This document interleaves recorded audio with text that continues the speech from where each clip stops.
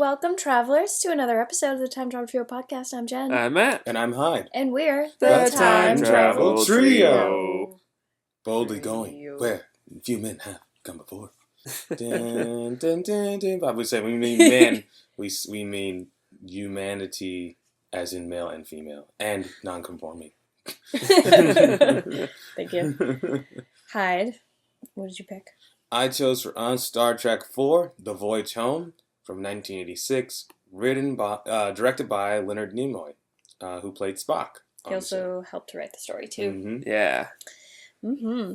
The description says, to save Earth from an alien probe, Admiral James T. Kirk and his fugitive crew go back in time to San Francisco in 1986 to retrieve the only beings who can communicate with it, humpback whales. Save the whales. Save the whales, save I was just going to the say world. that. Save the world, yeah. Little Heroes reference for you. Yeah. The whales are actually voiced by Hayden Panettiere. Yes, a baby Hayden Panettiere. Oh. So yeah. So, I had never seen this movie before. Yeah, I've never really seen any of the Star Trek original movies. Obviously, I've seen like the JJ ones, the JJ Abrams, but yeah, all of the original series cast movies I have not seen. Yeah. I've seen this movie once before on TV a long time ago. Like I was in high school probably. And I haven't seen it in a very, very long time. Was Star Trek 3, was that the Wrath of Khan? Star Trek 2 is Wrath of Khan. Okay. Star Trek 3 is, I believe, Search for Spock. Okay, right. Because okay. in this movie, he's like being recovered from Yeah. like dying, pretty much, they Pretty say. much. Yeah, that's why I thought it was Wrath of Khan was before this too. No, but that's because in the new one, the Khan, Spock, like it was a flip. Because in Star Trek 2, it was Kirk that was going to die, right? Yes. In the original, and then in the newer one, it was Spock that did it, Yes. right? Well, then the Or is new it one... No, it's the other way in around. the original Okay. trilogy, Spock dies. He sacrifices himself by getting lethal dose of radiation. Okay, gotcha. In the new ones, it was Kirk. Okay, so Yeah. it was flip, but the other way around. Yeah. Mhm. Okay. So, cool. I like Star Trek. I've never, gotten, crazy into it, but I do enjoy it whenever I watch it. I don't have any, issues with it. I actually really enjoyed this movie. I don't know if part of it was because, I feel like we've been watching, really bad, depressing time travel movies a lot recently. And just, really, heavier, bad movies. This movie was lighter. It was fun. I had a good time watching it. Yeah, it was funny seeing them in the 80s, you know. So many hilarious bits. I really enjoyed it. Who was it that I said was the best one? I don't remember. It was... Oh, Bones, I think... yeah, I think it was McCoy. I mean, McCoy's... Being in 86 was just hilarious. McCoy, no matter what, the new Star Trek or the old Star Trek, McCoy is always hilarious. Yeah. But, his dry humor and just, not... Yeah, it just was really It's great. like, what is this, a Spanish Inquisition? Yeah. In the hospital? Yeah. I loved it all, them being vulgar. Like, Kirk was like, Yeah. no, you gotta throw it in there. And then, Spock tries to do it. It's hilarious. Yeah, it's hilarious. No, I really enjoyed this too. I love it. There's no one dies. Mm-hmm. It's not... I mean, Star Trek can have violent episodes and, a lot of interactions, particularly the movies, especially the newer ones. But I like that it was just more of, a problem. It was problem-solving, communication. It's fun. You're just having... the characters are just being the characters in, a situation. And, I don't know. There's just something... I think part of it, what you're saying, Jen, is, that we've seen so many violent and depressing and dark movies. And this movie is not trying to be edgy at all. It's just trying to tell, a nice little story. Mm-hmm. And it does a very good job at it, too. Yeah, totally. So let's watch the trailer.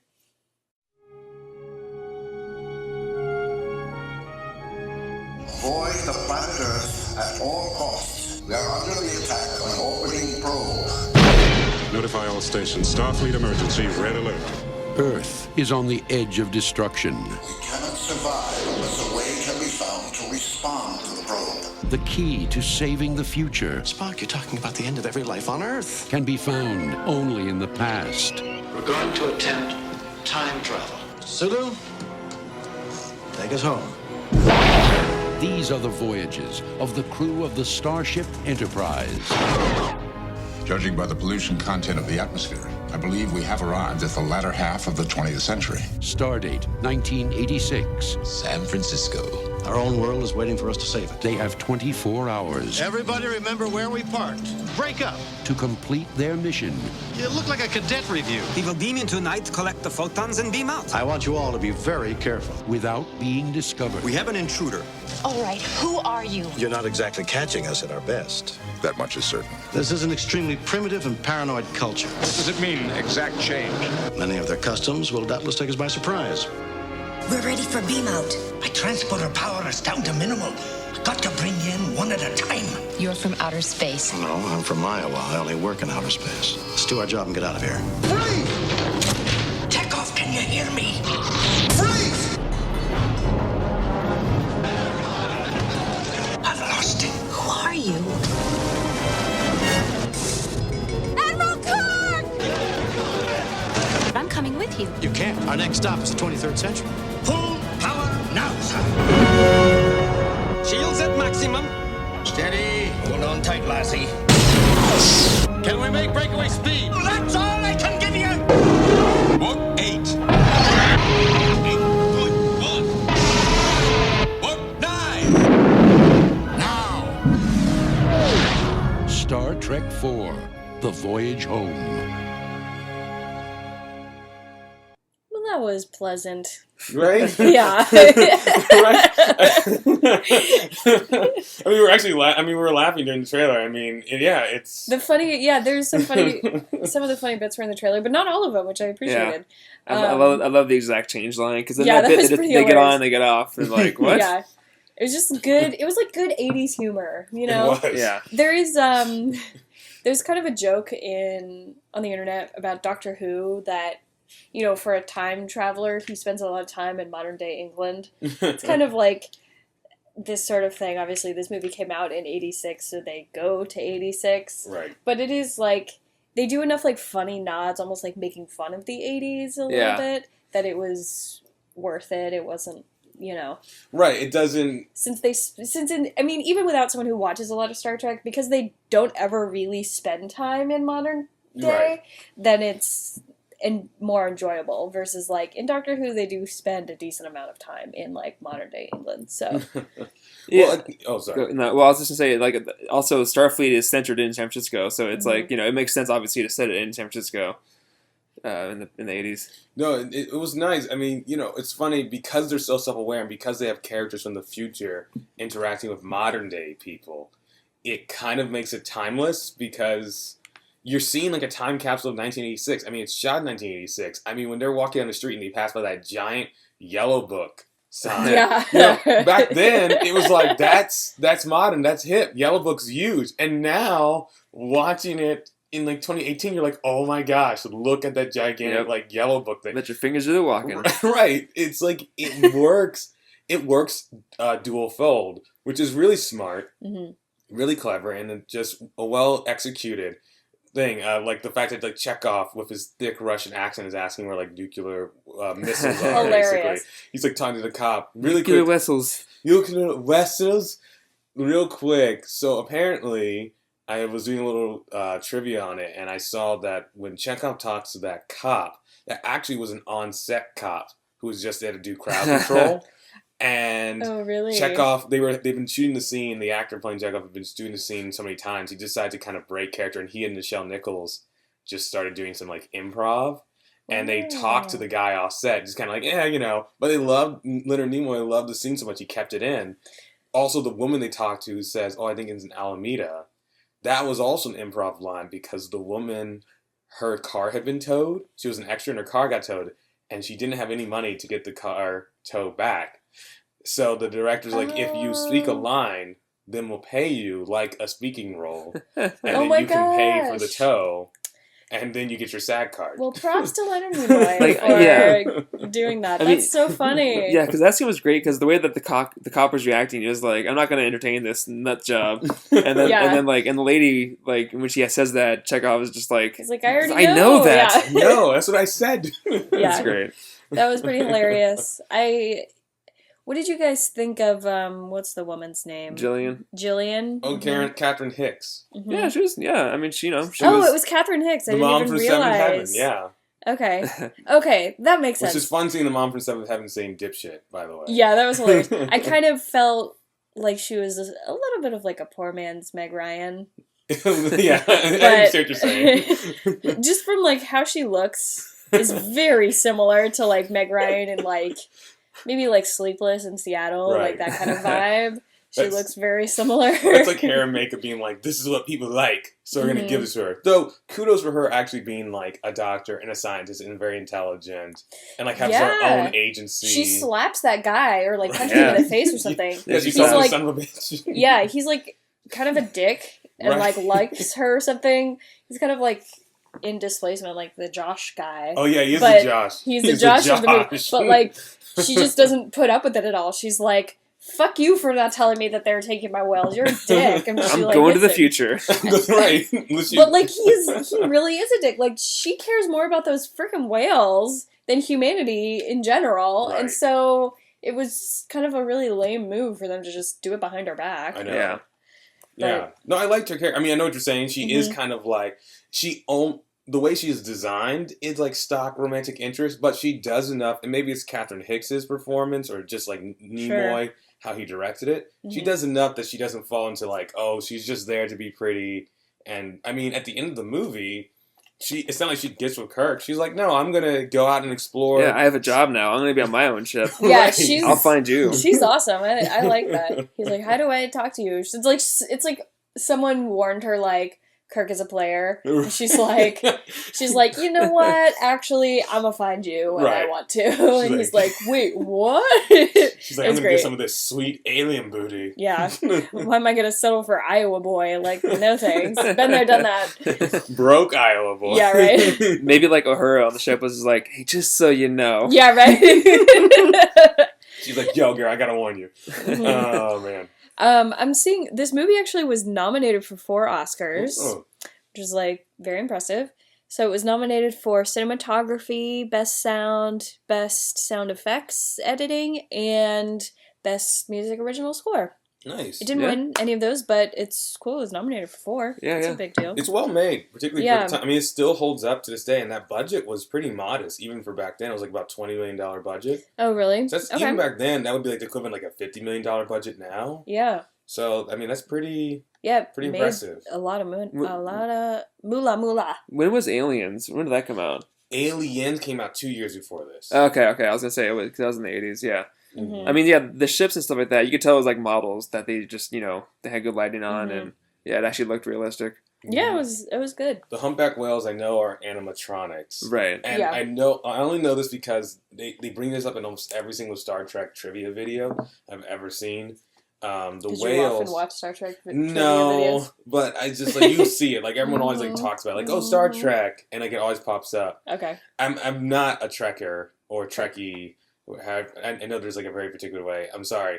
I'm not one, but my uncle's really big into Star Trek, so I picked up some of him. But I know that they thought the whales were real, and they got letters from activists saying you should not be filming movies next to whales. Because like the scene in Leonard Nimoy is like talk like with the whales, and he finds out one of them's pregnant. George is pregnant. Mm-hmm. That people thought that was real, and so they said you should not be filming whales like that. And they got like letters, and like no, they're animatronics, they're fake. Wow. Well, you shouldn't be killing whales. So exactly. That's the whole point of the movie, dude.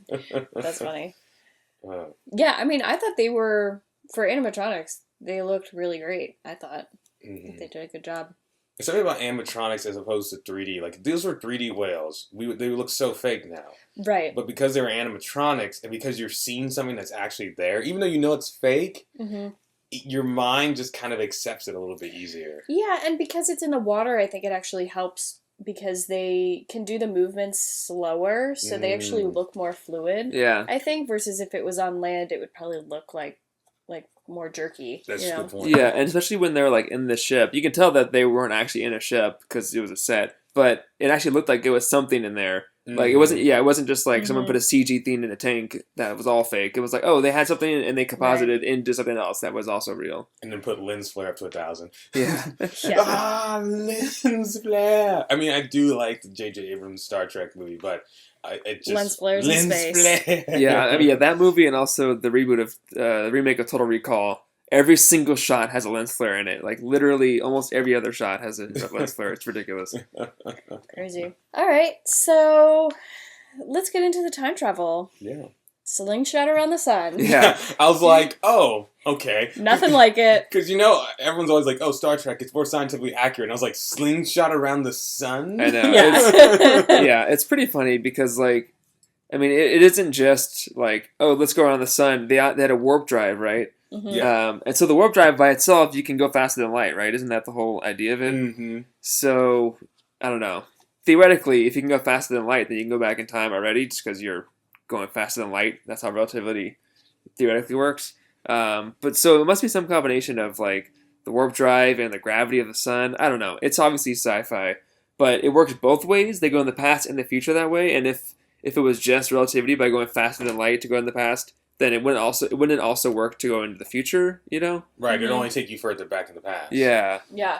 So I don't know, but relativity is weird like that. Like you can go fast, you can go almost the speed of light, and then your clock would go slower relative to people around you. So that you could, like, if you just go fast, if you go near the speed of light, you can technically just fly around for like a year, and then the rest of the universe will be like 200 years. So I don't know. And that's not what happened here. This is the official way because this is the third time they've time traveled, I think, in Star Trek, and every time they've used that method of something about like the mass of the sun or of a nearby star is supposedly slingshots them harder because people slingshot around the moon to get back to Earth. So I guess they slingshot around the sun to get back in time. That's how. And then they just have their heat shields like hold. Mm-hmm. Which one of the heat shields like breaks a little bit, and then like Ahora's just like, I'm fine, it's okay. She was like, it like blows up like near her face. She's like, oh no, cool, don't worry, just a glass in my eye, it's fine. Yeah. She's like, I'm alright. I'll go to the wash station and get it out. Right. Well, yeah, but it's funny because like obviously this wasn't mentioned, but 200 years, the sun isn't going to be in the same spot in the Milky Way galaxy, so it's like that whole question on like the universal awareness of time travel, where it's like everything's moving, so you can't just like, a year from now, Earth is going to be in the same spot as it was. You know what I mean? So true. But they're in space, so yeah, I didn't think about that either. Yeah. So it is kind of a fish out of water time travel story. Right. There's not a ton to it, but there are. It is necessary, I guess, for the story how they kind of make it. But the rules, it kind of just. Yeah, the rules are kind of. There's a lot of stuff. I definitely want to talk about some of the paradoxes that they create, ontological paradoxes that are created. Yeah. We should mention the reason they go back in time is for those who are listening to this and for some reason have not seen the movie is because there's a probe that has caused this gigantic weather anomaly, like global weather anomaly on Earth in the time of Star Trek, Starfleet. So they have to go back to 1986 because humpback whales are theoretically the only creature that can communicate with this probe because they communicate like basically it's like sonar like whale calls. And there's no more whales in that time in the future because in the 23rd century because they've been extinct because people kill them basically. Right. So there were life forms on the ship, like some weird aliens that they never heard of before that just go around looking for whales, or did the whales send like a distress call when they were being hunted? I kind of got the feeling that like the whales called them. That's what I think. I think the whales called them. Of course, they arrived like hundreds of years too late, and the whales were all gone. And so they came to be like, "Oh, no whales here. Let's wipe them all out." They're kind of like like those people who wrote the letters. Like, don't film the whales. Right. But, like, a future species of them, like, don't hurt the whales or we will destroy your entire planet. It's like the day the Earth stood still, but with, like, whales. They're like, hey, leave us alone, or you're dead. Mm-hmm. There's a lot of... The rules are definitely being made up a little bit as they go along, in a very sci-fi fun way, but we've got to talk about this. Because there's there's two in particular, but one was like gigantic ontological paradox, which I know we talked about before, but in other podcasts. But sure, when Kirk gives the antique glasses that he got as a gift to the antique shop, he says, "Well, don't worry, Captain Pike will get these same glasses back because I can't have it and give it away to this place that he's going to eventually get it. But that creates a paradox because that means that in order for Kurt to have had the glasses, he had to have gone back in time and given the glasses to the antique shop. Yeah, so where did the question for stuff like that is, where did the glasses actually originate from? Yeah, I mean, I imagine they were antique to the 1986, so at some point they were created in the past, and somehow wound up getting to, someone else got it to give to Kirk, and then he gave back to the thing. So I don't know, maybe it's like duplicate now, so maybe now there's two of them. Until he travels in time? Yeah, right, yeah. Maybe. So like maybe it was at a different antique shop, and so now it's like it's currently there or something like that, and then there's two of them at the same time. Yeah, I don't know. Maybe. I mean, that might explain it, because you also have the other big paradox in this film is that they give the people the transparent aluminum. Right. Yeah. And trade that knowledge, which is also an hilarious scene where he's trying to talk to the Mac computer. Yeah, that was really funny. But he gives them basically this future tech in exchange for them making something for them for free. But the argument that Scotty makes is, how do you know this guy never did it? Like, he's like, we're basically, at worst, speeding up his discovery of it. But it's so funny because like when they said that, he like winked and it's like, maybe he does do it. And it's like, no, but he didn't, and now you're just gonna like totally mess Change with someone's future. Yeah. Yeah. Right? It is a little weird when you think about it. It's like, and I do know when this movie was made, they had not invented transparent aluminum yet, but actually a little while later, eventually they did invent a very similar substance to what they're talking about. So, I mean, that's kind of one of those like Fahrenheit 451 Ray Bradbury things where it's like some scientist sees it like, that would be cool. Well, I mean, Star Trek is known for that with like the auto open doors and like the communicators. Like a lot of stuff in Star Trek ended up being real technology, just because people are like, oh yeah, that's a good idea. Let's make it happen. Yeah. No, you're right. Those are definitely paradoxes. So I'm glad you brought them up. But yeah, it's, because it's a comedy, it's a little bit easier to kind of say, well, okay, yeah. It is a problem, but it's because it's not, they're kind of like side stories. They're not like the crux of the story, but it does bring up the point that things can change. Right. Yeah, and at least they mentioned it, or at least, winked and nudged at it. Yeah. The other one was Jillian leaving her time period. I mean, unless she never would have had kids, which it didn't seem like, it sounded like she wasn't on that path. She was like, I have no one here. I'm just, she was like pretty much married to her work. But it still does. It still changes things. It does change things because of relationships that she was going to form. Every relationship, every conversation, every dollar she spent, anything really, now all of a sudden it doesn't exist. Like, whenever people, it kind of bothers me a little bit in time travel movies, like whenever people just pick up and leave from whatever time they're in to go to a different time. Right. Like, with no, forethought. I'm like, what about your apartment? What about your car? What about your job? Like, what about all of these things? Like, yeah, maybe you don't have, immediate family, but, you probably know people, that are like, why did you disappear all of a sudden? It's kind of how I feel about Time at the Top. A little bit. Yeah. That was very...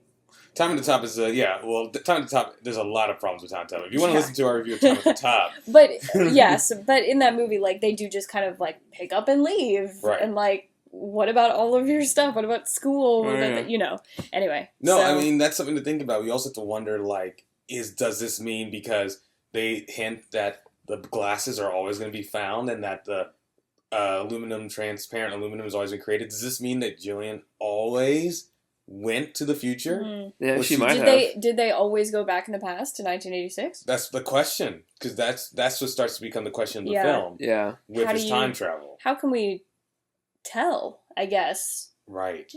There's really no way to know. And I did appreciate that this movie, because at first I was like, oh, they're gonna show the drama of the future and them everything kind of shutting down at the same time as they're fixing things in the past. But that actually wasn't the case, and I did appreciate that, because a lot of times they kind of do that stuff at the same time, so then all of a sudden when they fix things in the past, then it's fixed in the future. And we brought that up in previous episodes that, kind of a problem. Right. So Teen I did Mutant Ninja Turtles in time is a great example. Thank you. Yes, I did appreciate in this movie though that like when we were in the past, we just were in 1986, and then once they got back to the exact moment they left, or like maybe a few seconds off, then everything was still as it was, and then they fixed things with the whales, and then it corrected itself. They didn't like automatically course correct, which I appreciated. Yeah, the timeline wasn't like warped around what they did. They just got back to the present day and they saved the day. Mm-hmm. Yeah, we still had to watch them actually go through the action of the whales saving, like talking to the probe and saving it, which was nice, instead of just all of a sudden everything was fixed. Yeah, like it's all no. Even once they get back to the future, like they're still in peril. Mm-hmm. They still have to figure some stuff out. Yeah, which is nice. It's like no, the mission's not quite over yet. It's that nice little like almost fake out into the third act, and like no, there's still a little bit they have to do. Let's play this clip before we get too much more into it about when they decide to make the jump in time travel and talking about a lot of stuff we just went over. Scotty, how long is this bay? About 60 feet, Admiral. Can you enclose it to hold water?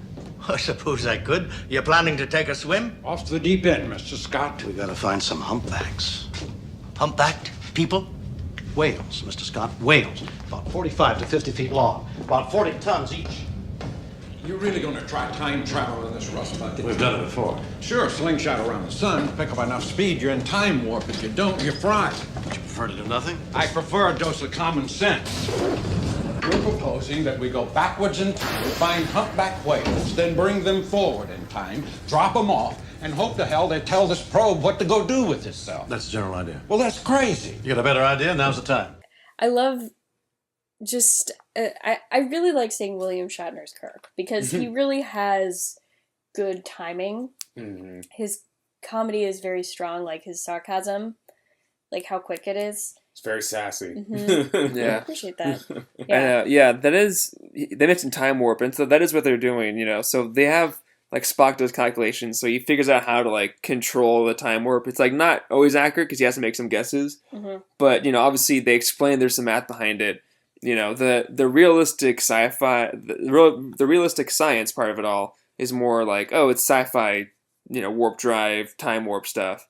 But but I do appreciate that, like, they say it isn't perfect, but they're trying the best they can, But it was cool when they did do the time warp. There was like a trippy animation where they all their heads were like in like 3D models, and they were like going through some weird. Yeah, it was like a trippy thing, like space-time continuum. Yeah, and then they were all unconscious afterwards, which I thought was like, Yeah, that was a nice consequence of the time travel. Yeah, it wasn't just like, oh, we're here now. It was like, oh, that was rough. Although the second time, it was kind of like they were just there. Yeah, but I guess it was, I don't know. Maybe it's easier. Maybe it's not as hard on the body going into the future as it is going into the past. That's true. Mm-hmm. That's Who true. knows? I mean, for some reason that makes sense, but not really. Yeah. True. It's like, it's easier to go in the future than the past. Sure. Yeah, I believe that medically speaking. So some of the other consequences too are like just them being so far out of their own time that they don't really understand. And even I appreciated that even Spock didn't really know everything about 1986, right? Like customs wise and like the culture. Yeah, he was the biggest fish out of the water. Yeah, which was funny. It would have been less enjoyable if he had been like, well, in 1986 they spoke like this and everything was about this and that, Right, it's fun to see Spock not know what to do. Right, and when he tied the headband around, that was hilarious. Do you like Italian? Yes. No. Yes. No. Yes, we do like Italian. Yes, we do. Yeah, the two of them just were so great together. It was really enjoyable. It was. Their chemistry is good. It never goes too far to the point you cannot believe them. Another fun trivia note. This is actually something I learned from a Spider-Man Homecoming trivia video a few months back, and I just popped in my head. Okay.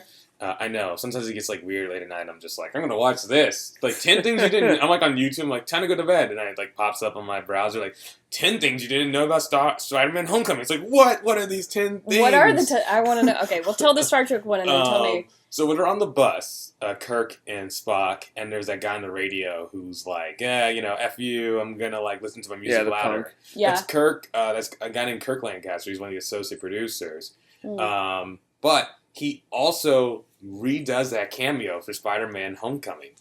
What? He is that same punk on the bus in Spider-Man Homecoming. When? I don't know exactly because I've only seen Spider-Man Homecoming once, but apparently there is some sort of scene in Spider-Man Homecoming where that guy is like in the same costume, listening to music really loud. Yeah. All right. So Kirk Lancaster, deep cut. That is a deep cut. He works in like puppetry and like special effects and creature effects. So he's been working on movies forever. That's cool. Yeah. All right. Just kind of interesting. Yeah. Sure. Okay, great. So, are there other consequences? Just kind of. You certainly don't want to. You can get left there because they have to. Yeah, they that's have to true. go and rescue Chekhov after he gets hurt. Yeah. Yeah, you have to be on the ship or else you're stuck. Like, when he ran away, I think some of his tech was still on the table, so maybe some of their technology was left in the past. But, you know. That's true. So, yeah, I don't know if that'll have any changes, but, you know. Would they know it's real tech, or would they assume that he was a crazy man? Because it doesn't work when he tries it. So maybe they'll think. Oh, right, yeah. Yeah, they might just throw it away, but that's true. But that's true. That is a change, though, in the timeline because that didn't exist before there, unless it did. If they always went back, I don't know. That's a question. Yeah, that's not really addressed. If they had if they're in the future, which this would have been really forced in, but if they're in the future and they saw like a picture of them in the past, that would have been like, oh, they were always there or something like that, you know. But that was never a thing, so it's kind of up in the air if they always went there or not. Yeah, which I don't actually mind. I mean, sometimes I like would like to know one way or the other, but in this case, it doesn't really matter. It doesn't bother me as much, because they do go and we're kind of just along for the ride. Okay, cool. So I know you had another clip. Oh yes, this is basically just Gillian and Kirk go on not really a date, but they just go and get dinner together, and they kind of get to know each other more. And this is essentially where he tells her the truth, and she decides to kind of go along with it. But he talks a little bit about why they're there, and it's just a nice scene, kind of explaining the stakes and like his perspective on it. Besides, I want to know why you travel around with that ditzy guy who knows that Gracie's pregnant and calls you Admiral. Where could you take them? My whales? Where could you take them where they'd be safe? Well, it's not so much a matter of a place as of a time. Well, the time would have to be right now. Why right now? Let's just say that no humpback born in captivity has ever survived. The problem is that they won't be that much safer at sea because of all the hunting this time of year. So you see, that as they say is that. Damn. What is that? What's what? You have a pocket pager. Are you a doctor? What is it? I thought I told you never to call me. Sorry, Admiral. We just thought you'd like to know. We're beaming them in now. All right. Tell them phasers on stun. Good luck, Kirk out. You want to try it from the top? Yeah, it's a nice little clip. I don't know. When I was watching it, I was trying to think whether or not I would have believed him if I were her. Right. I don't know. It's the probably the only example else we can kind of really go off of this, at least that's popping in my head, is in Kate and Leopold, where Leah Schreiber basically explains to the woman who has him in the mental institution, like, Speaking of Ryan, yeah. I am trying, speaking of Ryan, I'm trying to tell you, I am from the future, well, not the future, but I know how to do time travel. Yeah. And essentially, it's a very similar vibe in this scene. Yeah, that's true. Because there's nothing he can really do to prove to her until later. He just has to get her to believe it now before he can definitively prove it. And it's also like he wants to give her the benefit of the doubt of if she wants to decide to believe him, but at the same time, like, he's going to do what he's going to do. He just, he needs her help, but he doesn't need her help. You know what I mean? So... Yeah, it's a good balance of, like, letting her choose and him kind of not forcing her to be like, here's everything that I'm doing. It's like, he kind of, like, lets her see. He answers the call, obviously, which is, like, not something that he would do if he was trying to hide it, True.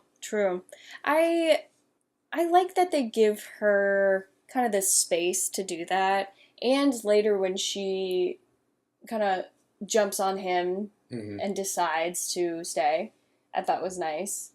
She kind of doesn't put up with his shit. Yeah. She like believes him as much as she wants to, but then she kind of is like, I'm going to find out for myself, and I'm also like I don't care what you want me to do. I'm going to do what I want to do. So, Right. like, she's very independent in that way, which is nice. All right.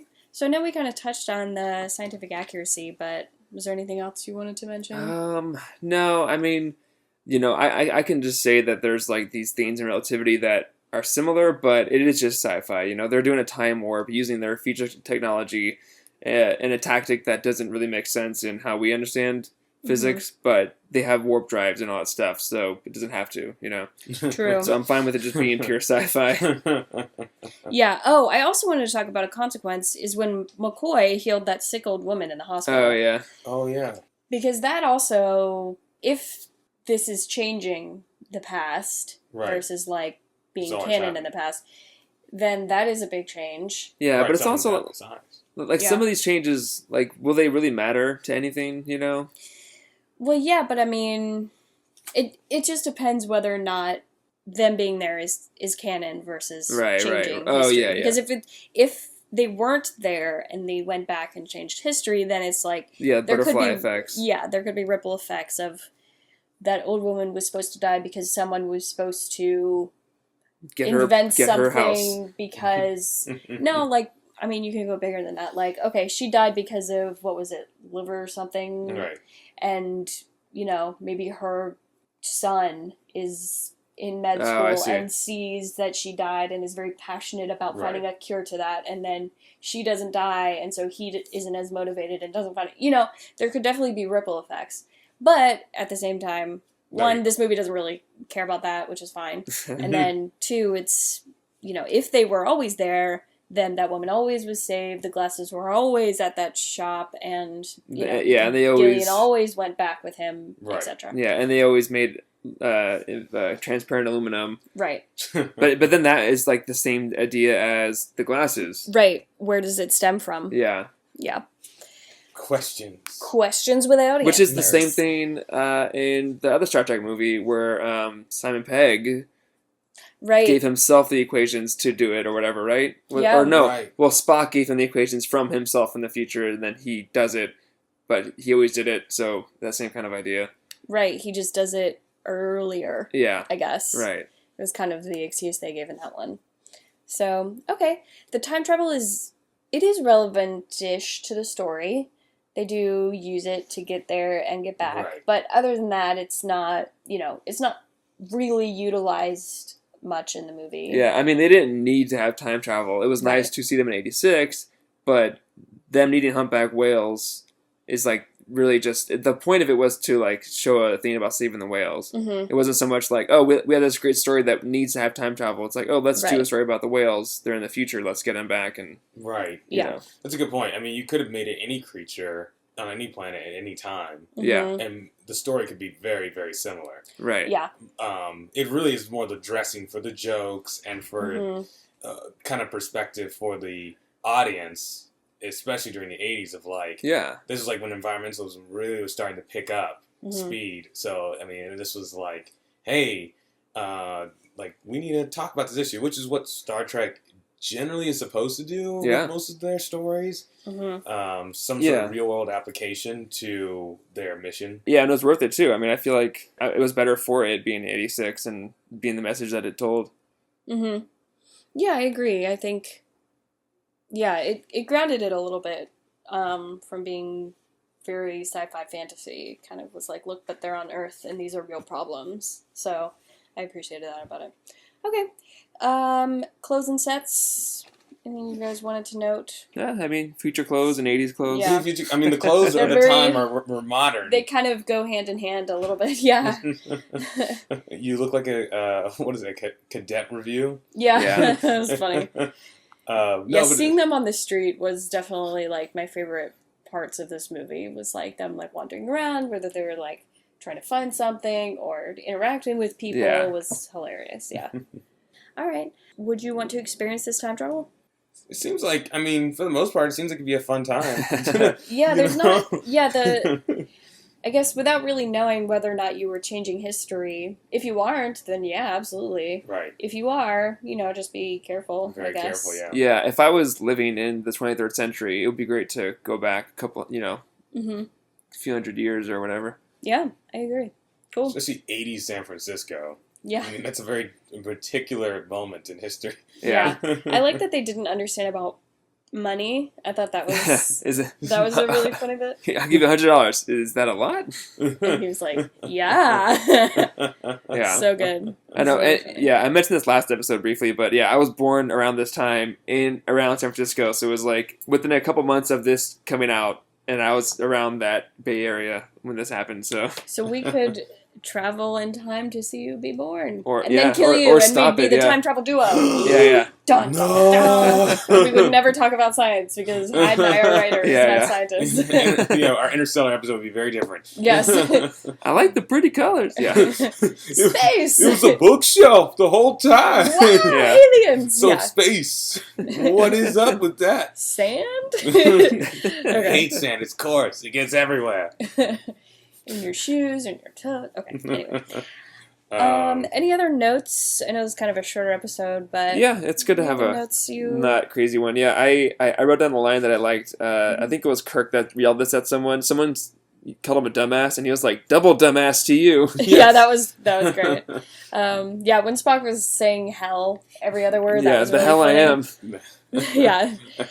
One thing I wanted to note that I thought was a cool effect was the invisible spaceship when it landed in the grass and it like flattened the trash can and then like the ground kind of like sunk in. Yes. I thought that was, I mean, it was very obvious that it was like a technical effect, but I thought it was effective and was like a fun little kind of visual way to show that. Yes. Yeah, where they are. It was good. Instead of like holographically 3D animation, whatever.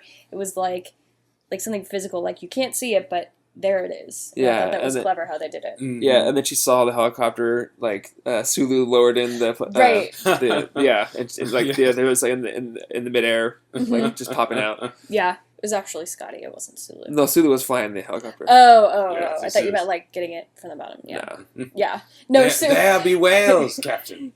Sulu was the best at like integrating himself within 1986. I felt like he kind of, also the guy he was talking to on the airfield or wherever he was. Yeah, pilot to pilot. Yeah, was like, oh yeah, it's like old, I'm sure whatever year, and he's like, yeah, but he like totally kind of picked up and like went along with it and was like smooth, I felt, so. Yeah, that's a good point. Yeah. Pilots, man. They're just like, you want to fly. After a while, it's all, just want to ask you a few questions. Sure. Plus George Takei in San Francisco, I'm sure he feels right at home. I feel like that was like a joke they were saying. Well, yeah, when he did say like, "Ooh, San Francisco," like in his voice, right? I was like, is this a George Takei joke? I wasn't sure. But yeah, no, it was very well done. Yeah, I loved seeing him in this. That was great. Okay, cool. Any other notes you guys want to bring up? That's pretty much it. All right, so should we do final reviews? Yeah. All right, Matt, why don't you start? Yeah, for the movie, I really enjoyed it. Like, I don't really see any problems with the movie itself necessarily. Like, it's a fun movie. It didn't help that I didn't see the other Star Trek movies. Like, at the beginning, I was like, I had to kind of get reoriented, and like, okay, I know that like Khan was a thing, and I know that Spock died and all that stuff. But that's not really a problem with the movie. That's more like me. I should watch the other ones. But having said that, though, the movie is fun and it's tells a good story and has a good message. So I'll give it an 8 out of 10. Nice. Yeah, I agree that it took a minute for me to kind of reintegrate. There was a little bit of like the obvious bits of like Kirk standing there like naming every single person on his crew in the beginning of the movie, and I was like, okay, it's a little obvious. We could have kind of picked it up in context after a few minutes, but okay. Just like point and name everybody. Yes, Captain Kirk. Thank you for pointing us out. Those are our names. There was a little bit of it's not as much of like a self-contained movie. It's definitely more of like part of this, I don't know, franchise. Thank you. Yeah, yes. with like all the Klingon stuff too, where it was like, what? Right. So in that sense, because I'm not a big Star Trek person, I do have to knock like a little bit for that. But as a movie, as I said, it was really fun. It was a good fish out of water story. I appreciated it that they were future people in the past instead of past people in the future. Yes. Which is often like oh, what's all this crazy tech that I don't understand? Yeah. Blah blah blah. But instead, it was like, why is everything so old? The Spanish Inquisition, like, Yeah. what are you living in the Dark Ages? Like that kind of stuff. And I thought that was funnier, honestly. So I'm gonna give it 7.5 out of 10. Oh, yeah. I mean, it's an enjoyable movie, and it's so rare, especially to get more big idea sci-fi movies without any violence or, Yeah. you know, like it's very, it's charmingly pedestrian in a way. It's like there's nothing like the world's at stake, but it's not like, oh my gosh, like that. There's no like destruction porn going on or anything of that nature. It's just like they're trying to do a mission and they're just doing a mission. And the characters are interacting very well. The acting's there. The writing's sharp. It's, you know, it's just kind of a well-made movie.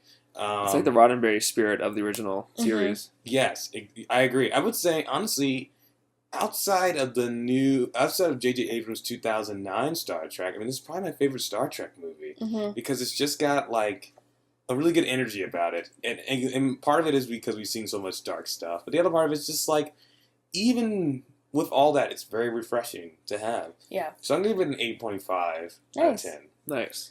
Yeah, I did want to know, I felt it was a little bit too long, like 10 minutes too long. Yeah. That's kind of where I... So there's so I docked a little bit for that because it did drag a little bit.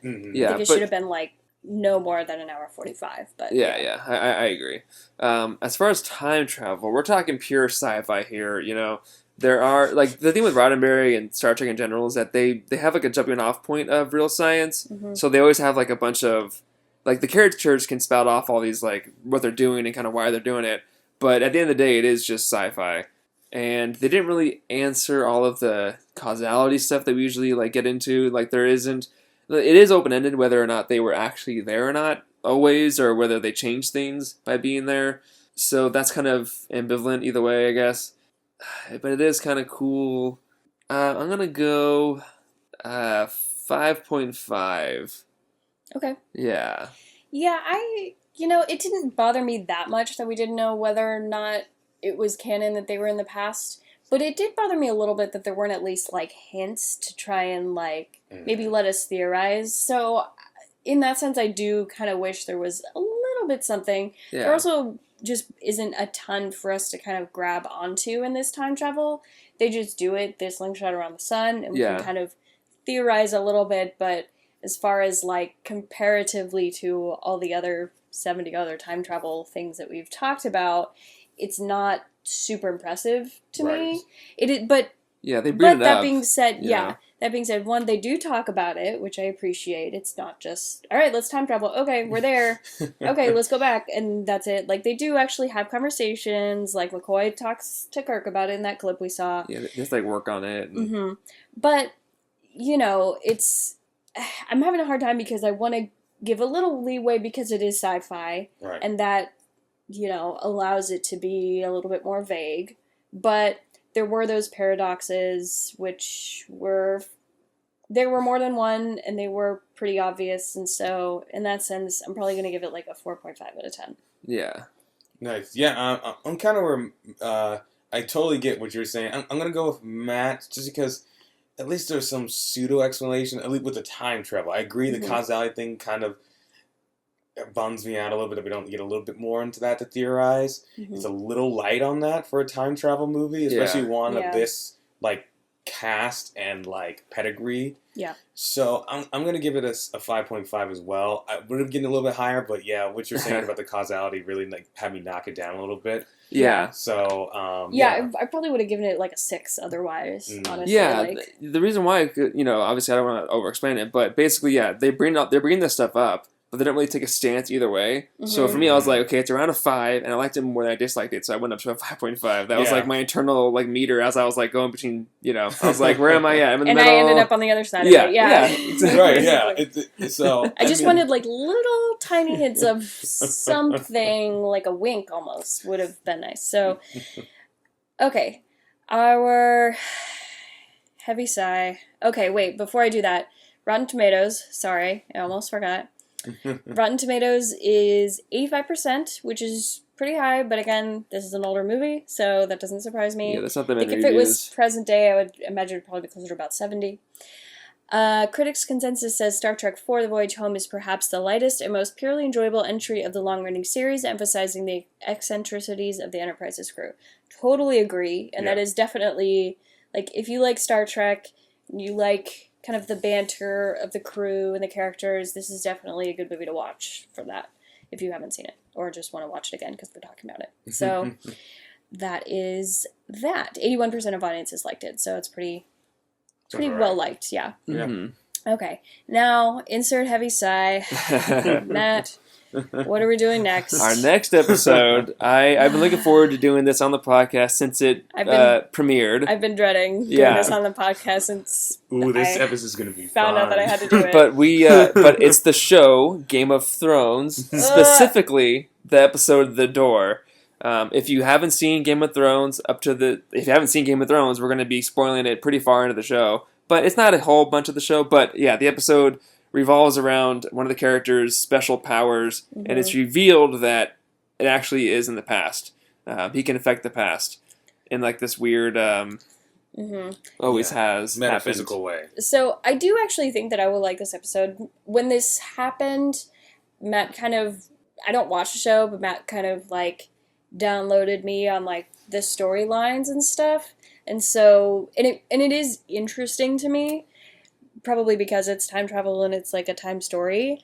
But as far as like Game of Thrones, to kind of balance the playing field of the three of us, I am not a fan. And I'm not one of those people who's like, I don't ever want to watch it, blah, blah, blah, blah, blah. I have tried to watch the show multiple times. At least 3 times I've tried to start it. I get like halfway through season 1, and then I just can't stand it anymore, and I stop watching. So I know I'm going to get some haters on my Twitter, but not everyone has to like everything. Yeah, and I'm not a fan of Game of Thrones, so that'll make it an interesting podcast. Yeah, you'll have some time to rant and kind of general feelings about the show. But we'll be focusing on the episode The Door specifically, because other than this episode, there isn't really much time travel in the show yet. But the show is still happening, but it won't happen again until 2019, so we can't wait that long. But yeah, so that's the next episode. Yep, and that's season 6, episode 5. Yeah. The description, in case you don't remember what episode that is, which I'm sure you probably do. If you're a Game of Thrones fan, this is like the even I don't even watch the episode, but I even know which one it is. But this summary is so, like, it's not going to do anything for us.